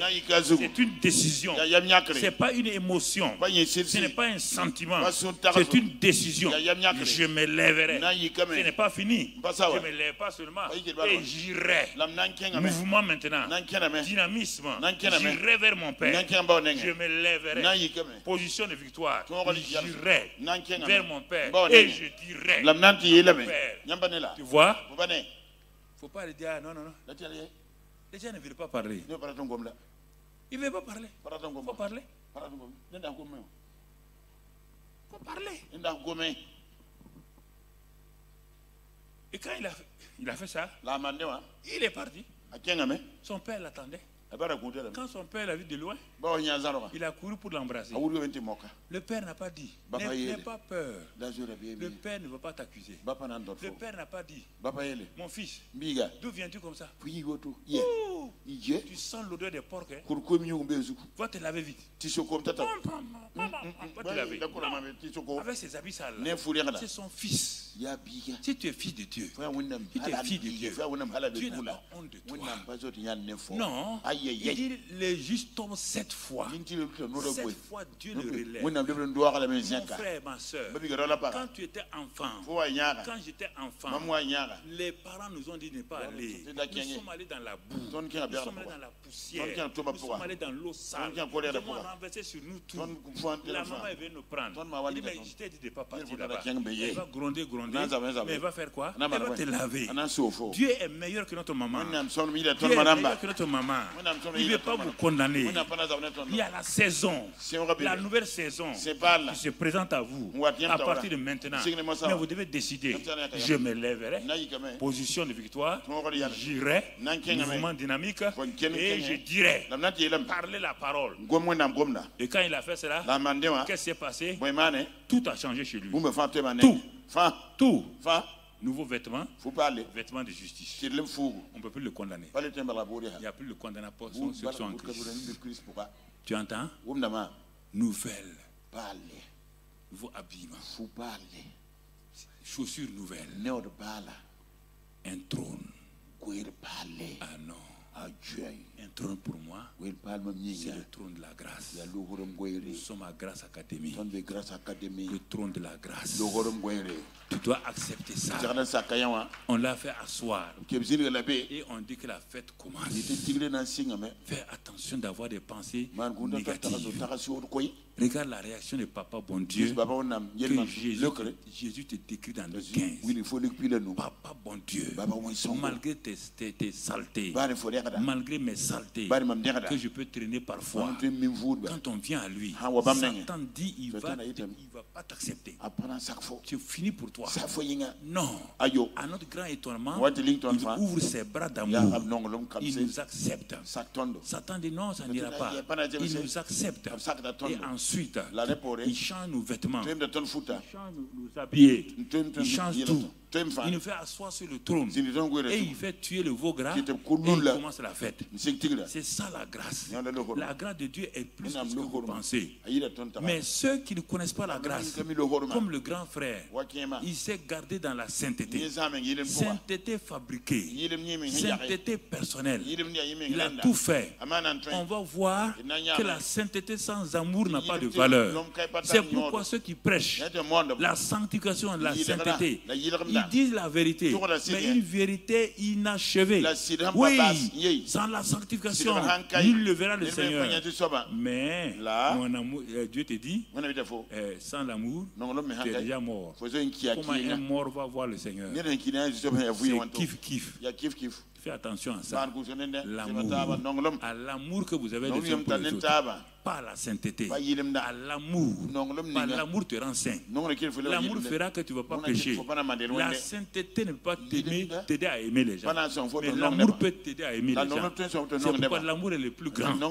Il est plus grand que la sainteté. Il est plus grand que tout. Et si tu vis dans ça, tu vois, ça c'est le premier exemple. Deuxième exemple. Donc, c'est quand Jacob, il a été prophétisé que Jacob sera le plus, du moins pas son nom Jacob, il était dans le sein de sa mère. Il y avait les deux. Donc à Dieu, le plus petit là, c'est lui qui sera l'aîné.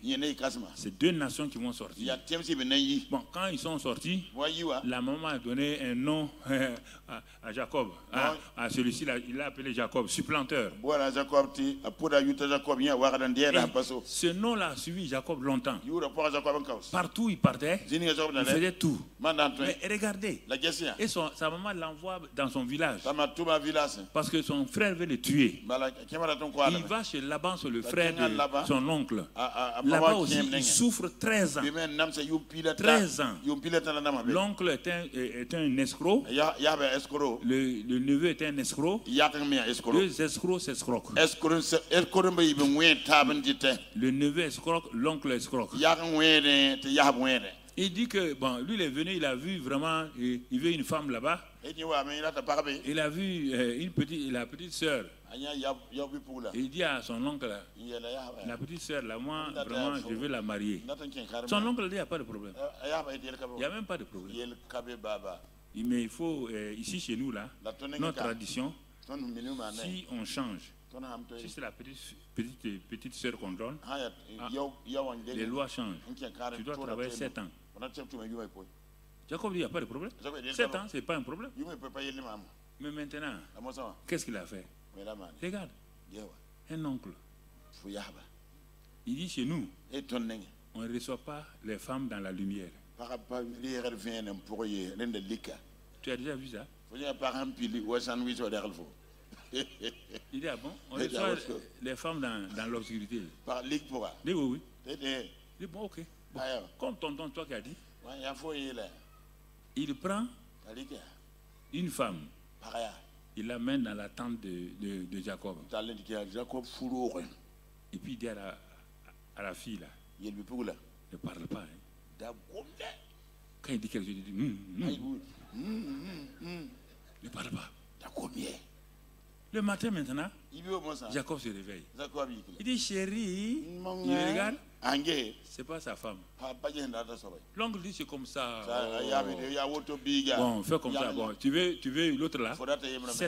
7 ans de travail encore. Parce que il n'a pas suivi ce que Dieu a dit. Si tu ne suis pas ce que Dieu a dit, tu vas dévier. Tu vas rentrer dans une saison infructueuse. Ça ne marchera pas. Tu vas souffrir. Ce n'est pas le diable. Dieu va le ramener. Dieu va le ramener. Et Dieu va lui donner un nouveau départ. Mais ce nouveau départ, toujours, il faut une rencontre au torrent de Jabbok. Jacob arrive. Son frère veut le tuer. On dit que son frère avec des soldats devant, ils vont le tuer. Jacob a envoyé pour corrompre son frère. Il a envoyé ses biens. Son frère dit pas question. Tu as usurpé le droit d'aînesse. Parfois le Satan vient contre vous comme ça. Il est tenace. Et il veut vous détruire. Et vous dites, on ne peut pas corrompre Satan. Il a envoyé ses femmes. Il a envoyé ses enfants. Il avait dit que Jacob demeura seul. Il demeura seul maintenant. Le vrai combat va commencer. Le vrai combat, ce n'est pas le combat avec Satan. Le vrai combat spirituel, c'est le combat contre vos désirs, contre vos choses. C'est ça. Satan, il n'y a pas de combat avec Satan. Jésus a vaincu Satan. Rentre dans sa victoire. Marche dans sa victoire. Crois sa victoire. Mais ton combat, c'est ta chair contre la volonté de Dieu. Alors Dieu vient cette nuit. C'est la nuit de la destinée.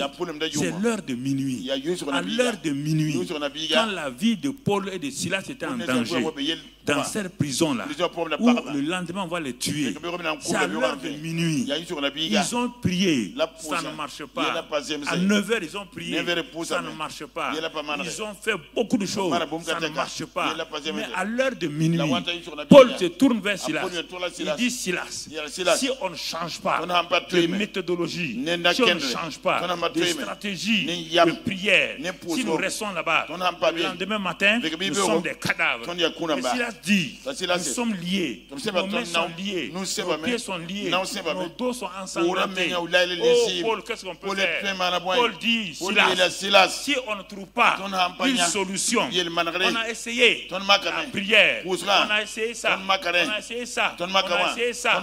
Mais Silas dit, c'est toi l'ancien. On va maintenant essayer à l'heure de minuit, il y a la prière de minuit. Et la prière de minuit, c'est la louange dans les douleurs. Hein? Mais Paul, moi je crois que c'est la louange, c'est quand tout va bien. La prière monte vers Dieu. Dieu ne descend pas. Il envoie une solution. Il reste sur son trône. L'adoration, ça amène Dieu à être dans la joie. Pas tu l'élèves. Il dit, mais la louange, quand rien ne va, quand tes larmes coulent, c'est ça qu'on appelle la louange. Quand rien ne va, et toi tu dis à Dieu, j'ai confiance en toi, tu es toujours fidèle. C'est ça louer Dieu. C'est pas aligner des verbes. Non, c'est pas ça mon ami. Tu comprends? Regarde le combat de Josaphat. Quand il était entouré, ils ont loué Dieu. Regarde partout il y a la louange. Ne confonds pas la louange chantée que nos groupes musicaux chantent. Ça ne veut pas descendre Dieu. Il faut qu'il le sache très bien. Ça, c'est l'église qui se réjouit. Et on a le droit de se réjouir avec la louange. Mais Dieu ne descend pas. Mais là où il y a des larmes, là où il y a des difficultés, ils ont commencé. Mais s'il a dit comment on peut louer Dieu quand nos mains, on ne peut rien. La douleur est là. Dieu n'habite que dans la louange de son peuple. Ils ont commencé. Les prisonniers les ont entendus. C'est le moyen pour que la saison change et que le nouveau départ vienne. Rapidement.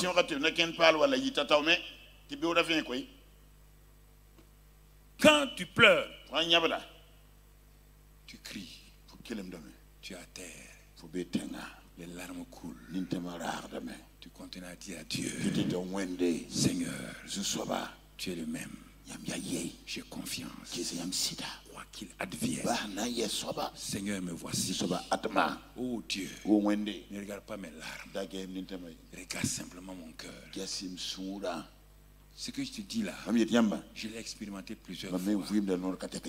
Dieu m'a sorti. Mais je viens à l'église. Je loue Dieu avec des chants. Mais la louange personnelle, tu es seul avec Dieu. Il n'y a personne autour de toi. Personne ne t'écoute. Tu cries, personne n'entend. Il n'y a que Dieu qui prête l'oreille. Et il regarde ce que tu vas dire. Et c'est ça que les chrétiens ne pratiquent pas. Ce n'est pas les concerts de louange. Ils n'ont jamais fait dans la Bible un concert de louange pour louer Dieu pour chose. Jamais. Mais ceux qui ont loué Dieu dans des temps difficiles ont vu.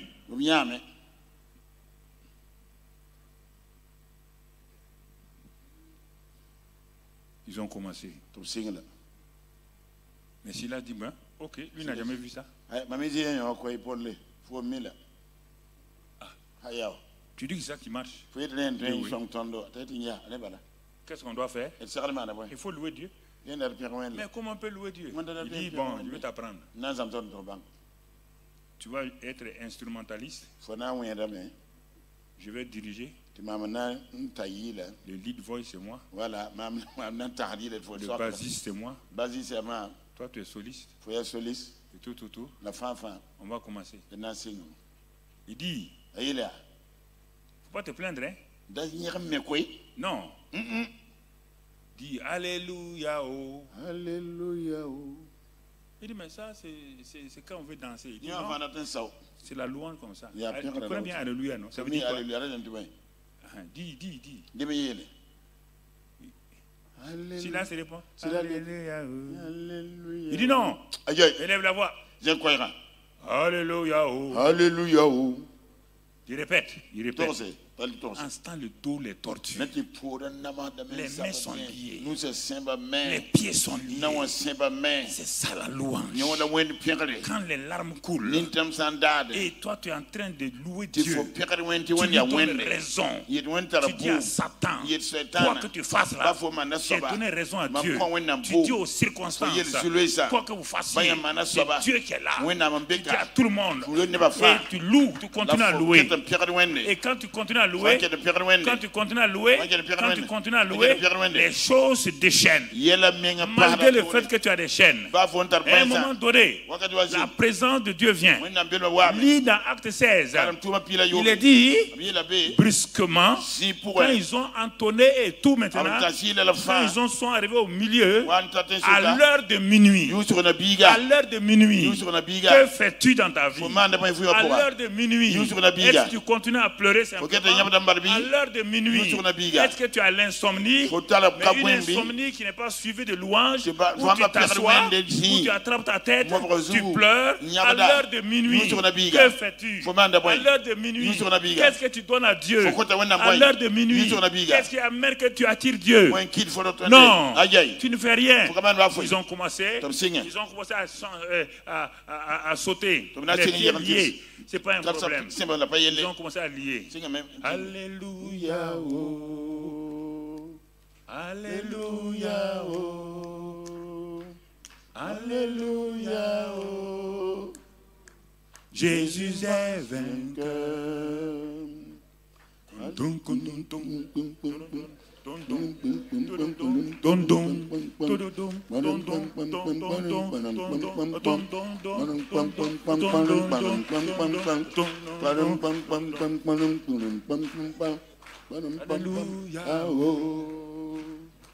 Alléluia. Le diable dit, ils sont fous.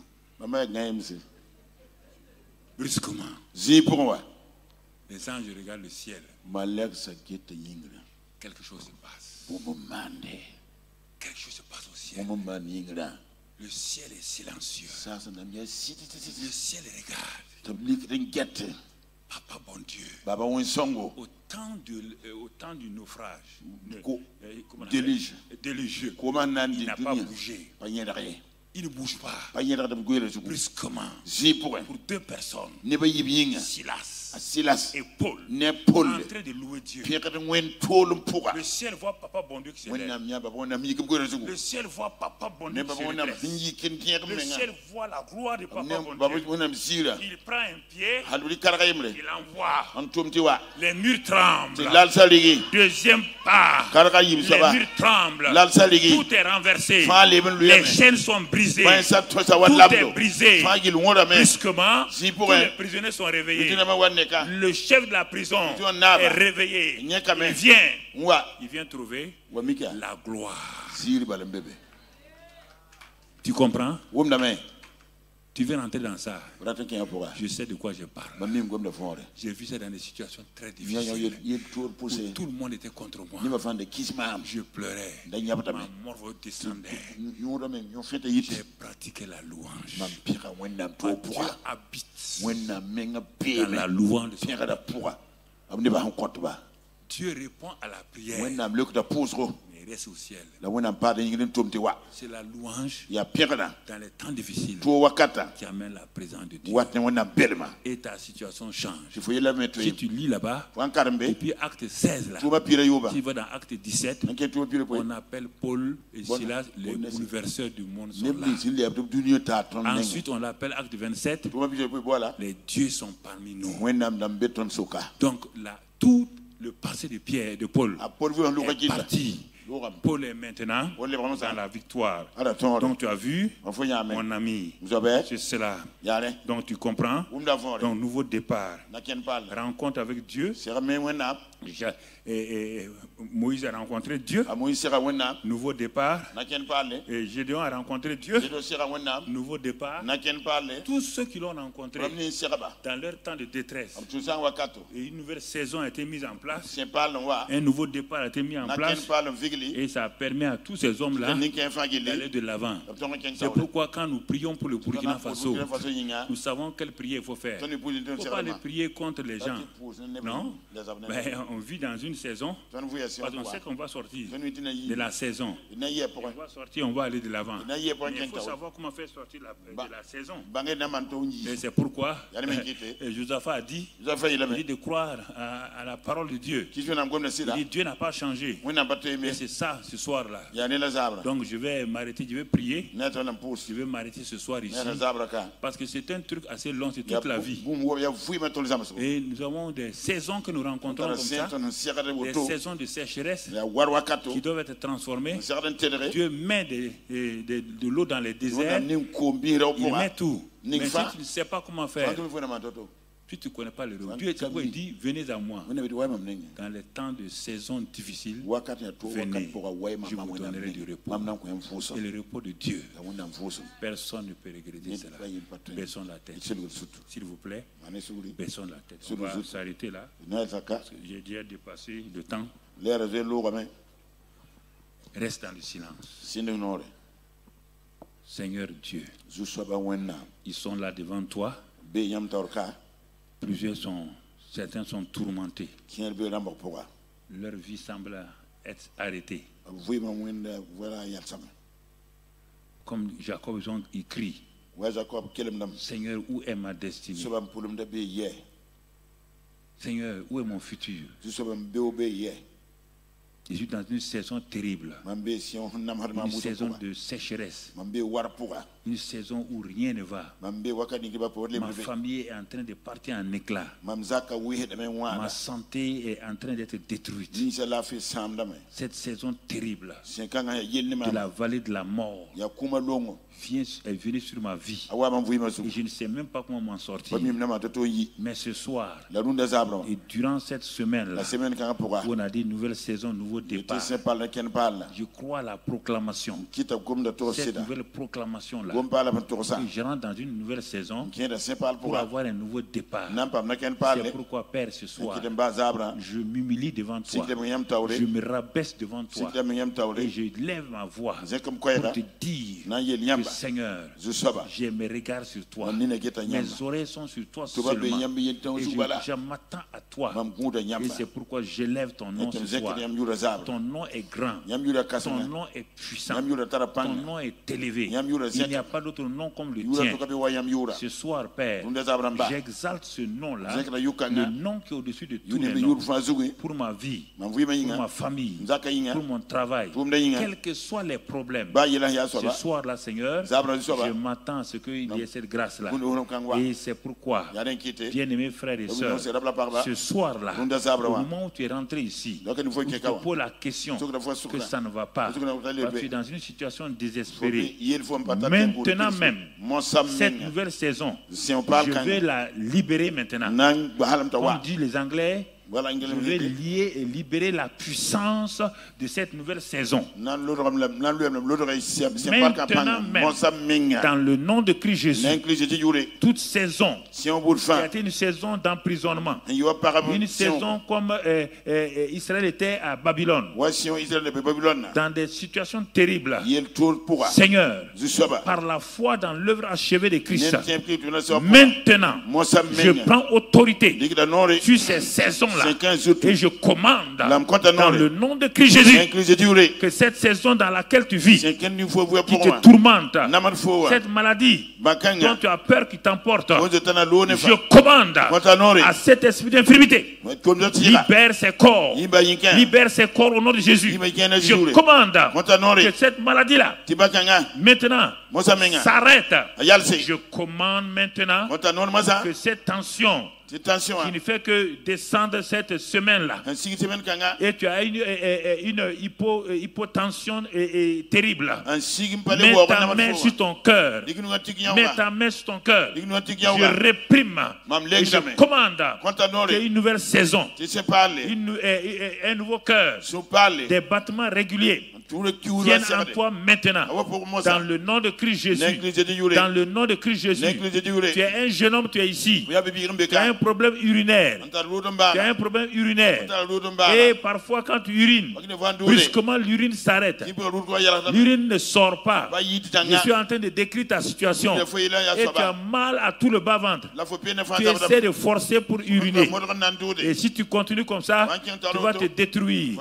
Et tu as peur d'aller te faire suivre. Mets ta main sur ton bas-ventre. Mets ta main sur ton bas-ventre. Je commande dans le nom de Christ Jésus, dans le nom de Christ Jésus, que la prostate soit restaurée, soit guérie et libère maintenant l'urine. À partir de maintenant, tu vas uriner normalement. Le Seigneur te délivre par les meurtrissures de Christ Jésus. Par les meurtrissures de Christ Jésus. Tu es une femme. Tu as commencé à perdre du sang sans cause. Le sang vient en dehors de tes périodes de règles. Tu as tout fait. On essaie de te suivre, ça ne va pas. C'est un problème de dérégularisation. Au niveau féminin. Mets ta main sur ton bas-ventre. Mets ta main sur ton bas-ventre. Je réprime maintenant cette dérégulation du sang. Maintenant qui vient à contre-temps. Et je réprime cela dans le nom de Christ Jésus. Plusieurs ont des problèmes de contre-saison au niveau du travail. Ils ont des diplômes. Ils sont qualifiés. mais ils n'ont pas de travail. Ils ont cherché le travail. Cette saison maintenant de chômage, toi jeune homme, mets ta main sur ton cœur. Saison de chômage, saison qui trouble ces jeunes gens qui sont pourtant diplômés mais qui n'ont pas de travail. Je viens contre toi. Saison, je brise ton pouvoir. L'esprit qui amène le chômage n'a pas sa raison d'être ici. Je te libère de cette oppression et j'ordonne maintenant que ces esprits qui vous tourmentent partent et que vous rentrez dans votre destinée. Que 2024 soit une année où l'emploi pour les jeunes de l'église seront multipliés au nom de Christ Jésus. Père, je crois cela de tout mon cœur. Je te remercie ce soir-là. Je te bénis ce soir-là. Oui, tu viens de me dire, une jeune femme, tu es à ma gauche. Pourquoi il ne parle pas de mariage? Nous sommes là, nous sommes fatigués. Nous voulons nous marier. Mais nous ne savons que faire. Oui, ma fille, tu as raison. Mais le mariage n'est pas automatique. Et je prie maintenant que Dieu ouvre les yeux des jeunes filles et des jeunes gens qui doivent se marier pour qu'ils voient d'abord l'homme que Dieu a choisi pour eux, afin que, en voyant cet homme-là, ils aient l'assurance par le Saint-Esprit que c'est l'homme qui leur a destiné, que c'est la fille que Dieu leur a destinée. Ouvre leurs yeux, Père, pour qu'ils voient ça et qu'ils ne fassent pas des erreurs. Merci, Père, dans tous les domaines maintenant où tu es dans une saison où rien ne marche, où tu veux un nouveau départ. Alors ce soir-là, Père, je te remercie pour tous ceux qui sont là, ceux qui sont sur Internet. Seigneur, ouvre-leur un nouvel horizon, ouvre-leur de nouvelles portes, que les éclus des cieux descendent sur eux, leur destinée au nom de Christ Jésus, qu'ils marchent dans cette destinée-là, que ta grâce soit sur eux, que cette église-là devienne une église d'une qualité nouvelle, d'un nouveau départ, que quiconque viendra ici, dans ce bâtiment, ou dans les autres bâtiments de Grâce Académie, reçoivent grâce sur grâce. Que cette église-là devienne une église où qui va montrer la nouvelle saison aux gens. Ils vont aller et ils vont réussir. Qualifie son pasteur principal et son épouse. Donne-leur, Seigneur, d'aller de l'avant avec foi, de ne pas avoir peur, d'aller, de progresser, de glorifier ton nom. Père, merci pour tous les invités qui sont là. Quel que soit leur problème, je ne le connais pas, mais je soumets leurs problèmes personnels, familiaux, professionnels à toi, Père. Que le Saint-Esprit, l'Esprit de gloire, visite ces hommes et ces femmes et agit dans leur travail, dans leur famille, dans tout ce qu'il fait. Que ta grâce soit sur nous. Père Saint, Père de grâce, Père d'amour, Père de gloire, dans le nom de Christ Jésus. Cette année 2024 est une année, une ère nouvelle pour tous ces jeunes gens qui sont là, pour tous ces hommes qui sont là. Et ils vont aller et la gloire de Dieu sera avec eux. Père, merci pour tous tes bienfaits. J'ai parlé. Cela s'accomplit et ils vont témoigner que toutes les touches. Maintenant, je commande à toute maladie, toute infirmité dont je n'ai pas cité le nom. Vous êtes une jeune fille. Souvent, il y a comme des insectes qui te suivent. Quand tu regardes, on dirait des mouches qui te suivent. On dirait des mouches qui te suivent. Quand tu te tournes là, rien ne va. Si tu crois ça, tu peux lever ta main. Je vais prier maintenant. Tu es dans ce cas-là. Toi, tu te lèves. Tu entends des voix. Tu vois des personnes autour de toi.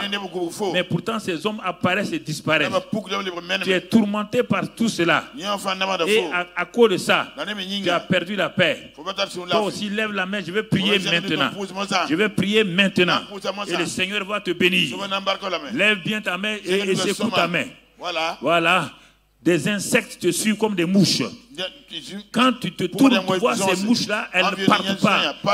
C'est pas pour ton parfum. Ce sont les esprits. Je vais asperger le sang maintenant.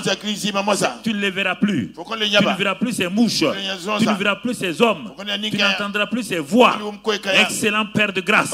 Au nom de Christ Jésus, j'asperge maintenant la puissance du sang sur ces personnes-là. J'ordonne que tous ces insectes sataniques meurent, que toutes ces voix disparaissent, que toutes ces visions inutiles disparaissent dans le nom de Christ Jésus. Dans le nom de Christ Jésus. Toi, tu te réveilles en pleine nuit sans raison. Tu as peur, tu as peur, tu as peur, tu n'arrives plus à dormir. Je réprime cet esprit qui te tourmente ce matin, ce soir. Je commande, esprit libère, esprit libère. Esprit libère. Toi, tu entends une voix qui te dit que tu vas mourir.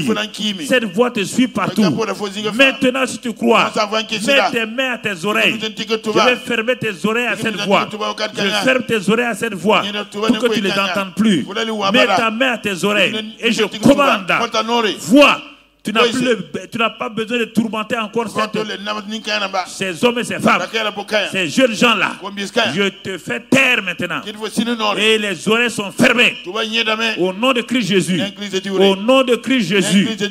Toi, tu es ici. Tu as un problème de diabète. C'est une chose sérieuse. Et ça crée un problème dans ton foyer. Parce que ça t'empêche d'avoir une puissance sexuelle. À cause de ça, il y a des problèmes entre toi et ta femme. Pourtant, vous n'êtes pas vieux.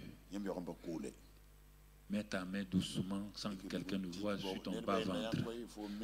Si ton mari n'est pas là, si c'est toi qui es là, mets ta main sur ton bas-ventre.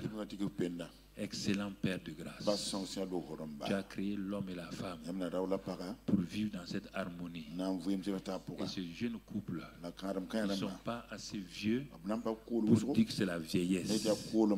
Mais maintenant, touche, restaure, afin qu'ils rentrent dans une nouvelle saison d'amour, de relations sexuelles personnelles, et que cela leur donne une grâce particulière. Merci Père pour tout ce que tu fais maintenant.